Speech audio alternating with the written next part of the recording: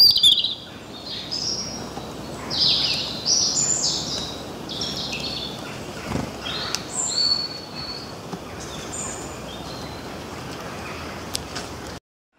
बिल्लाहि मिनश्शैतानिर्रजीम बिस्मिल्लाहिर्रहमानिर्रहीम अल्लाहुम्मा सल्लि अला सय्यिदिना मौलाना मुहम्मदिन व अला आलिहि व सहबिहि व बारिक वसल्लिम।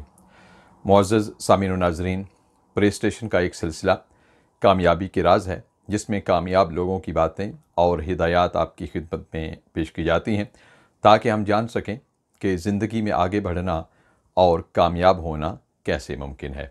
आइए आज इस हवाले से एक और ख़ास बात आपकी समाअत व बसारत की नज़र करते हैं। सामीन व नाज़रीन, हमारे माशरे में मनफी सोच दिन ब दिन बढ़ती जा रही है, जबकि मुस्बत सोच का फुक़दान हर तरफ महसूस किया जा रहा है।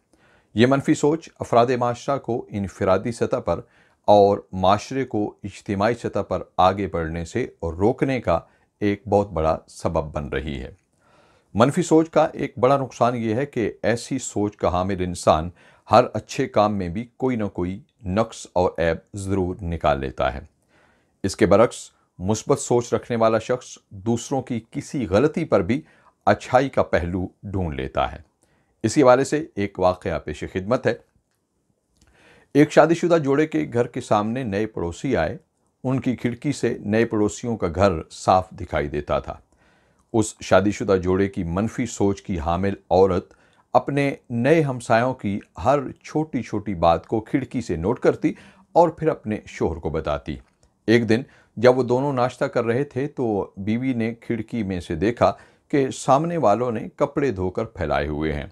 बीवी चाय का घूंट लेते हुए अपने शोहर से बोली, ये लोग कपड़े कितने गंदे धोते हैं, हमेशा इनके कपड़े ज़रा भी साफ नहीं धुले हुए होते।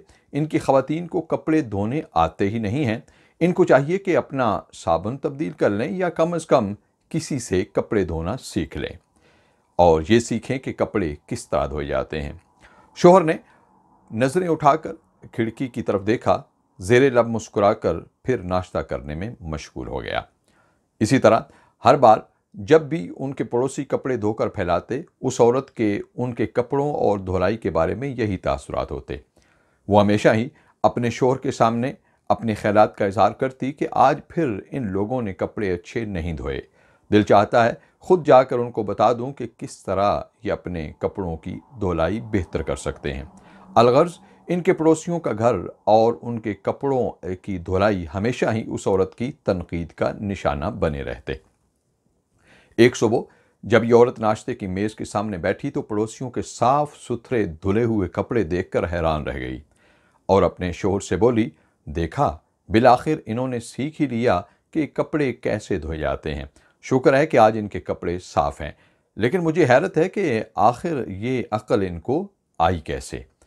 फिर शोहर को मुखातिब करते हुए बोली, शायद उन्होंने कपड़े धोने का तरीका तब्दील कर लिया है या फिर अपना साबुन बदल लिया है।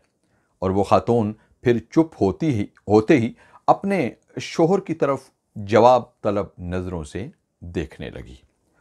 शोहर जो नाश्ता करने में मसरूफ़ था, बीवी की बातें सुनकर मुस्कुरा कर खिड़की की तरफ इशारा करते हुए बोला, बेगम, आज सुबह मैं जल्दी उठ गया था और मैंने इस गर्द और धूल से भरी हुई खिड़की को अच्छी तरह साफ कर दिया था, जहां से तुम सामने वालों के धूप में फैलाए हुए कपड़े देखती थी।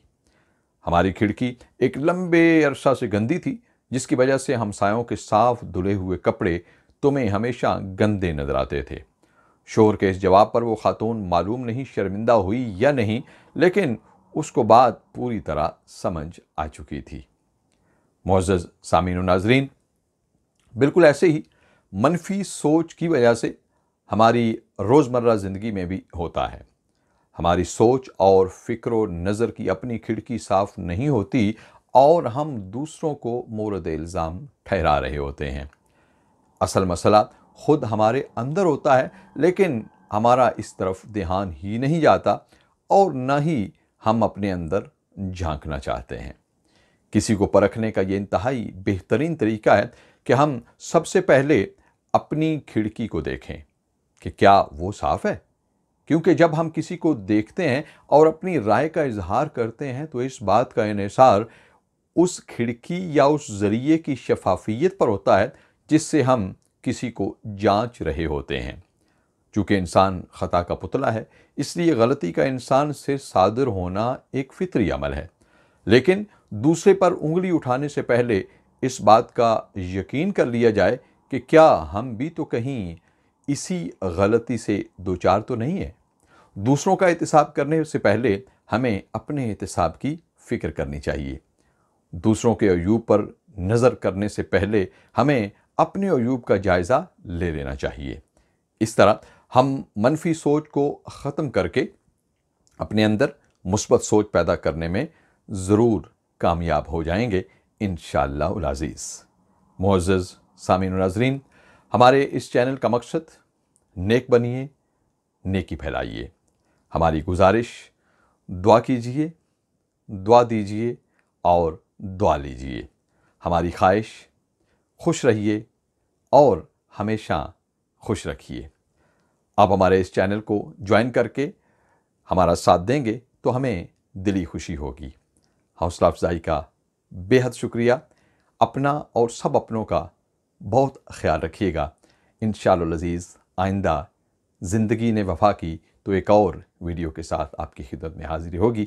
بہت شکریہ۔ اللہ حافظ۔